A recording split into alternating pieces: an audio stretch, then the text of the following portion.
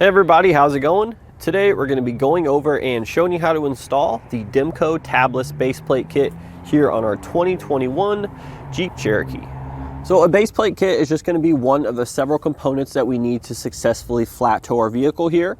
So the base plate is going to be the actual physical connection from the tow bar to our motorhome. Now, in addition to the base plates, we're obviously going to need a tow bar as well. Most of them come with safety cables, but if yours doesn't, they are required by law. In addition to that, we're going to need a wiring kit, such as a diode wiring harness that's going to transfer these signals from the motorhome to our vehicle here. And then last but not least, in most states, they also require a supplemental braking system, which is simply an aid to help the motorhome come to a safe and effective stop. So this is what our base plate kit is going to look like hooked up to our tow bar while we're traveling down the road. And we've arrived to our destination. We're ready to head in town. It's super easy to unhook this. We're going to start here by opening this linch pin here. You want to be careful when you're using these. You can't really get to hurt yourself too bad, but sometimes you can kind of pinch your skin there between the pin and this clip. It's sort of annoying, so just be careful when you're using these. But we'll remove that, and then we're going to go ahead and pull out your pin. And if your pin is too tight there, you may need to release the tension on your tow bar there using the prescribed procedure for your actual tow bar, because it can vary depending on which one you have. But we're just going to remove that pin like so, and you can see our arm is just going to drop right out.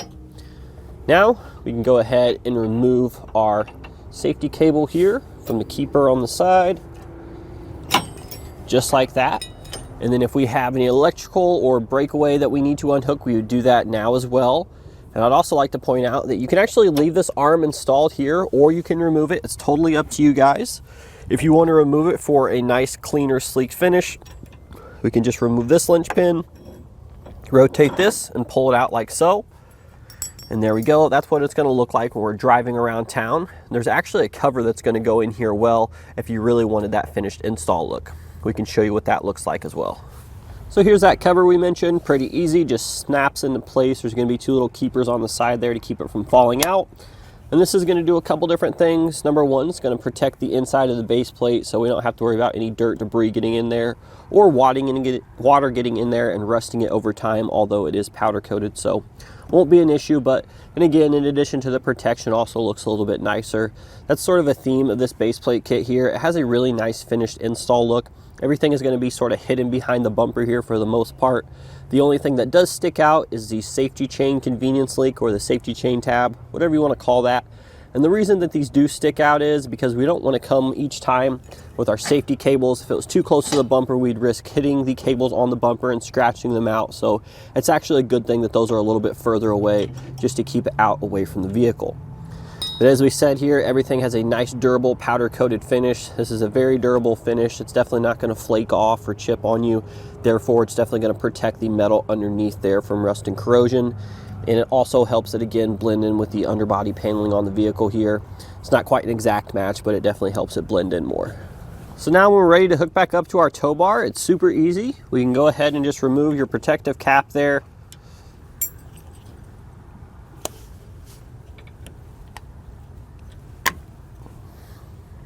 Then we can take our removable arm, insert that in there this way, then rotate it either direction there to line up our holes, doesn't matter. Take our linch pin here, secure it like so, super easy. Now we're going to take our tow bar arm, we're going to line up the holes in that, and install our hitch pin and clip there, just like that. Reinstall our linch pin. Now we'll take our safety cables, hook it up to the convenience leaks. And now we just repeat that same process on the other side, then hook up the rest of our stuff, such as the breakaway switch cable and our electrical connector. So in regards to compatibility, no matter what tow bar we have, we're going to be able to hook it up to this base plate kit. That's actually one of the reasons I really like this particular kit, because it's going to be widely compatible with all the different tow bars on the market. Now, straight out of the box, it's going to be directly compatible with both Demco and etrailer tow bars, as well as Blue Ox and Turk tow bars. If you have another tow bar from another manufacturer, such as Roadmaster, you can still use this base plate kit, but you will need an adapter. But aside from that, it's very cross-compatible with the different manufacturers of tow bars on the market. So in regards to installation, base plate kits are usually some of the more involved parts of your flat tow setup.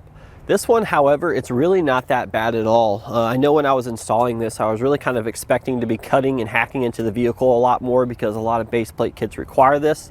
But this one was almost completely bolt-on. There was no cutting or drilling on the vehicle whatsoever. We just had to trim the fascia slightly to let our base plate arms go through there. But aside from that, I would definitely say this is something you guys can at home do yourself. In regards to the tools needed, pretty much just basic common hand tools. You don't need any special tools from Chrysler or anything like that. So it's definitely doable for a do-it-yourselfer.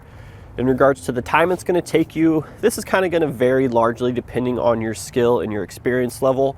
I would say if you give yourselves an afternoon, around 4 hours or so, that should be plenty. You can take your time, get it done right, and save yourself some money.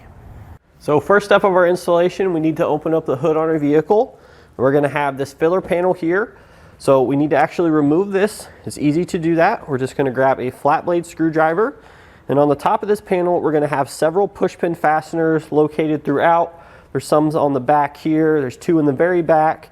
We have a couple up here. So there is going to be several of them. We need to remove them all in order to get this panel out. Now, in order to remove them, it's pretty easy. There's going to be a little slot there between the two sections of the fastener. You're going to take your screwdriver there. We're going to be prying open that center section there. So once you get that center section out, the bottom piece should follow. So there's one. Now we have several more that we need to remove in that same process. Now with all of our fasteners removed, we should be able to remove the panel there. You do have a couple knobs in the bottom. You need to sort of align it so we can pull it out just like so. Now we'll go ahead and set this aside.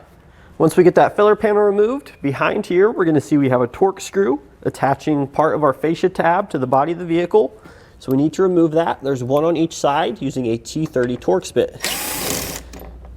Next, we need to come inside to our wheel well here, and on the bottom we're going to have 2 screws which we'll remove with an 8mm socket, one here, and then we're going to have 2 more plastic push pin fasteners above that, one here and one here. We need to do this on both sides.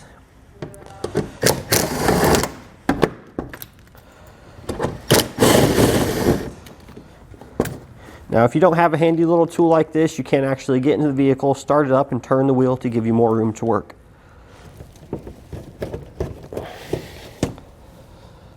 Next thing we're going to do, we're going to come underneath the front bumper here in front of the front wheel.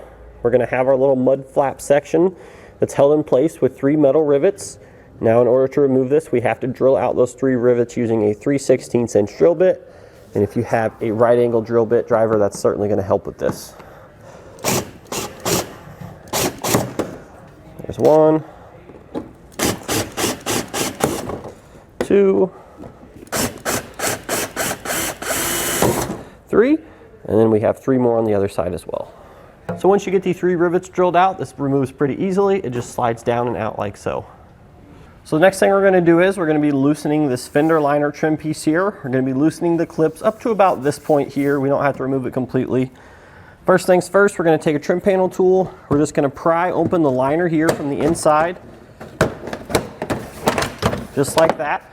We can kind of shove it back, pin it against the tire to give us more room to work. But then once we do that, we're actually going to look in here and you're going to see these white little clips. So we're going to have one at the bottom here, one here, and I believe there's one up here as well. So we actually need to depress those as we pull out on the fender liner there to release them. Sometimes you can do it both by hand, sometimes it requires a set of pliers. But we're just going to pull it while we're depressing it at the same time. If you have this plastic trim panel tool, you can kind of get it in there to wedge it out. See, that one's already loose, so now I'm just going to pull it to release the outside clips. There we go.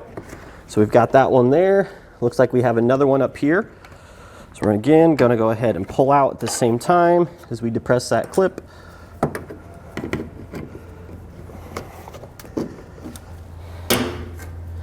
And there's another clip on the inside. We'll show you that in a second. But just take your time there, pull it out. And now if we jump onto the other side, we can show you those other clips that were holding it in place. So in addition to those little push pin fasteners here, we have these clips on the outer edge. Now normally you can just pull these out, but if they're giving you some trouble, you can sort of sneak a trim panel tool in there and depress that section there to pull it out. But we've got it most of the way pulled back. I'm going to reach up here. I'm going to repeat that same process there for that other fastener we talked about, and then we'll just repeat that same process on the other side. So we reached up there and released that other fastener, and this is about what we're looking for in regards to how much we need to peel it away. And what I like to do is I just stick a piece of wadded up paper towel in there, and that sort of helps it keep it away from the vehicle a little bit more so we don't damage it when we're taking off the bumper. I'm also going to take some painter's tape and I'm going to tape up these tabs because, again, we don't want them scratching the paint on our bumper when we're removing it and installing it. So keep in mind, if you guys break any of these clips, more than likely you're going to break those right there, and that's totally fine. Most of the time you can still re-secure the fender trim there without any noticeable issues such as this sort of coming off because we have several sets of clips. But most local auto parts stores will actually carry those clips, so you could easily just head into town, pick up some ones. There are several different types, so make sure you get the one that's for a Jeep or for Chrysler products. But like I said, not a huge deal if you break a couple. I break them all the time, so just keep that in mind when you're re-securing the panel here. So now if we look back up here under the fender, behind the plastic bumper cover, you are going to see one bolt that goes straight down like that.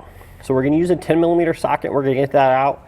If you don't have enough room to work, you can sort of peel the fender liner back a little bit more, but it should still be visible from what we were working with earlier.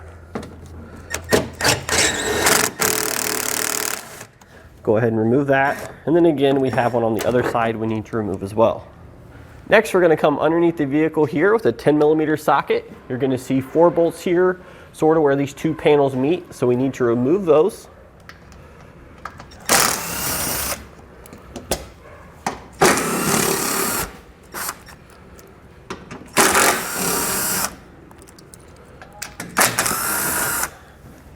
So now we're ready to start removing the bumper cover. Before we do that, we need to come to either side here. We're going to take a flat blade screwdriver. We're going to sort of sneak it between those two panels like so and sort of pry out. And then we can take this edge of the fascia here and pull out to release the clips. Just like that. So now that we have this side popped out, we're going to carefully begin removing all the clips here along the bottom of the headlight, working our way to the other side of the vehicle. If you have someone over there to help you hold this, that's certainly going to help as well. I believe we're going to have some wires to disconnect because we do have a model with fog lights, so just make sure you keep that in mind.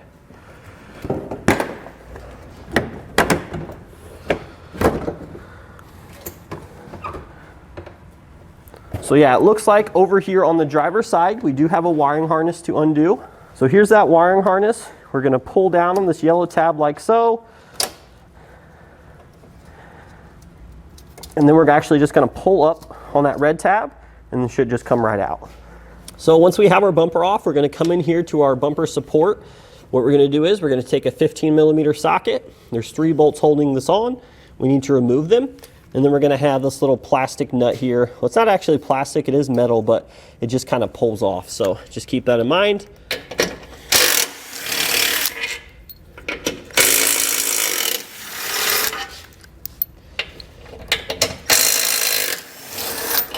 So we can just pull this straight off. So ours is fighting us a little bit, so I'm just going to take a trim panel tool and just pry that off like that, and then we can just remove it. And again, we have one on the other side we need to remove. What we're going to do next is we're also going to be removing 2 bolts here for the bumper beam flange. So that same 15mm socket, we're just going to be removing the bottom ones.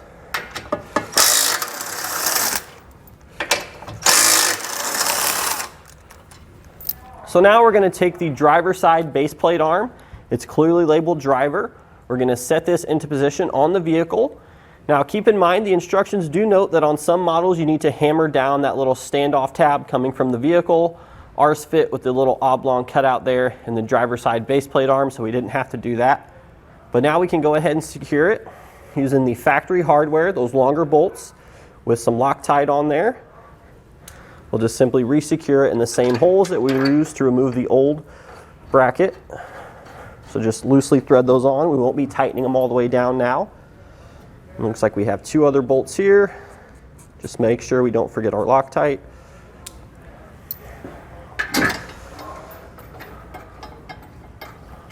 So now that we have the 3 bolts in at the bottom here, we have 2 more at the top. So for these, we're actually not going to be using the factory bolts. We're going to be using these bolts here that come in your kit. And we're going to be using the fender washer too, not to be confused with just the regular flat washer. The fender washers are a little bit larger in diameter, and then a split lock washer. So what we're going to do is place the lock washer over there, follow that up with the fender washer, and then as always, apply some Loctite, and then we can go ahead and insert that into the hole and just loosely secure it for now.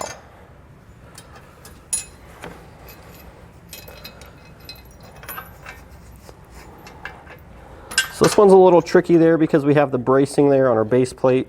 So you may need to reach around to the other side like so, but we just need to get them started for now. And again, we have another hole there directly beside this one.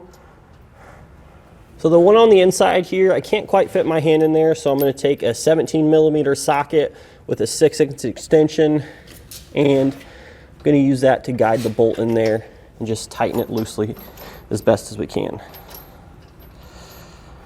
Yeah, so there we go. That worked pretty good. Just a 6" extension there and a short well socket. A deep well wouldn't work too well for that. But there we have it.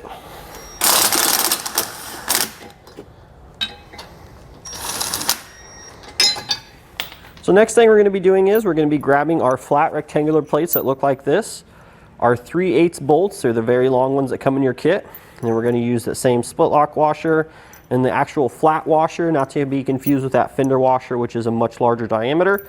So we're going to assemble that like so. We're going to take this flat plate here.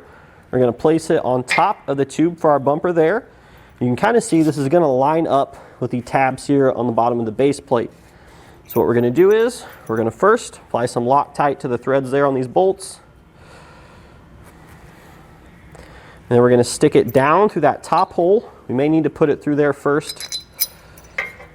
And then in turn, this should in theory line up with the weld nut there on the hole for our base plate. So we can begin threading that in just like so. We think we've got some paint there because our bolt isn't wanting to thread freely. So I'm going to go ahead and take that out there and try to clean out that paint as best we can because I don't want to risk stripping the threads on there. So yeah, I can already see down in there's quite a bit of paint on there, which isn't great. So I'm just going to clean that out as best as I can to get our bolt to thread in freely. So I don't have a tap handy, so what I went ahead and did is I just went ahead and grabbed one of the 3/8 bolts that come in your kit there. I removed all our washers and everything, and I just sort of started it by hand so I know it was going in correctly. You're going to be doing that mostly by feel, and then it sort of gets some resistance here. So now I'm going to take a 9/16 inch socket. I'm just going to begin tightening this down until the bolt goes all the way through the weld nut there. Then we'll come back with a wire brush there and some spray lubricant and get all that residual paint out. I'm going to go ahead and do this on both sides since I'm pretty sure it's going to be an issue, as well as our other base plate kit there, just to save us some headache. So I've got both of our holes cleaned out. Now we're going to try this again. Stick our bolt down through there, and it should thread in much easier. Yeah, perfect.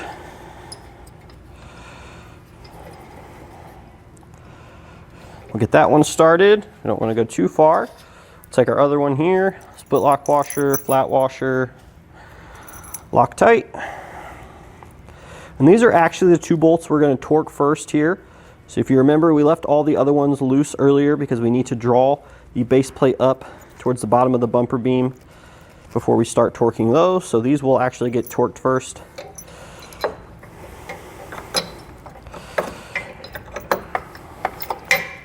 And you know what? I think what we're going to do is I'm going to put both of those into that plate first, and I should just be able to stick it through like this and rotate it down. Yeah, there we go. So we don't have a ton of room to get a ratchet in there, so we're just going to use a box wrench now. You're going to need a 9/16 inch. We're just going to begin tightening both of these down. So please note that while we're tightening these bolts down, we want to alternate back and forth because we want to draw this plate down as evenly as possible.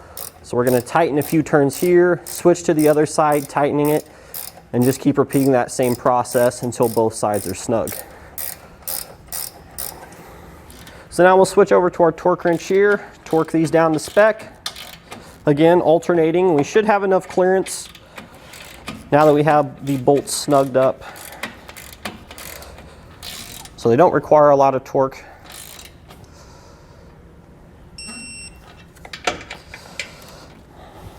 Once I get these top two tightened, we're going to snug up our bolts on the bottom there and torque those to spec as well. It is a different size socket for those.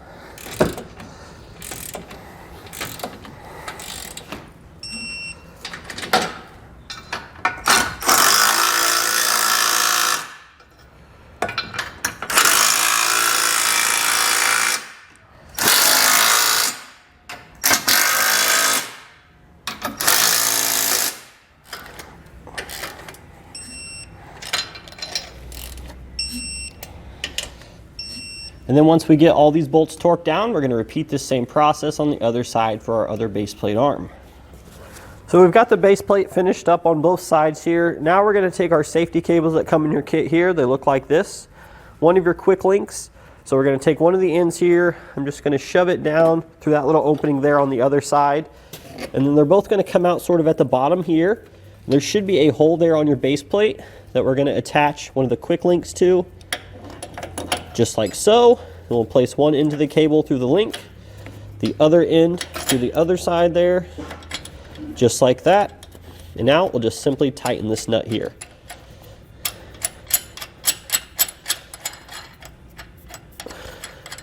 I'll tighten it by hand, then I'll come back with a wrench and turn it another quarter turn or so.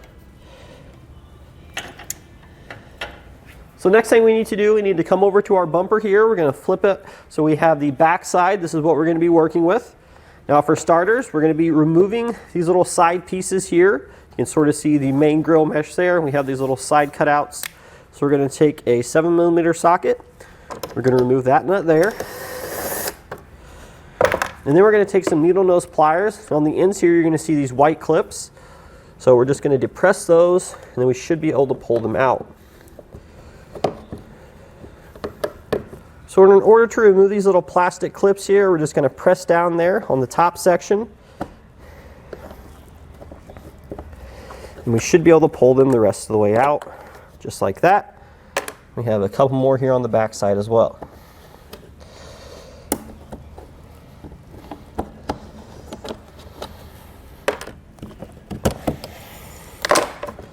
There we go, and now this piece should pop out. So now we're going to flip the bumper back over. You can sort of see where those mesh inserts are. So we're going to be trimming these out. Now I think we have to go a little bit more than just the little louvers here. So there's sort of a line here on the inside. We're just going to pretty much trace that as best as we can with our Dremel tool here. So just go ahead and give that a try now.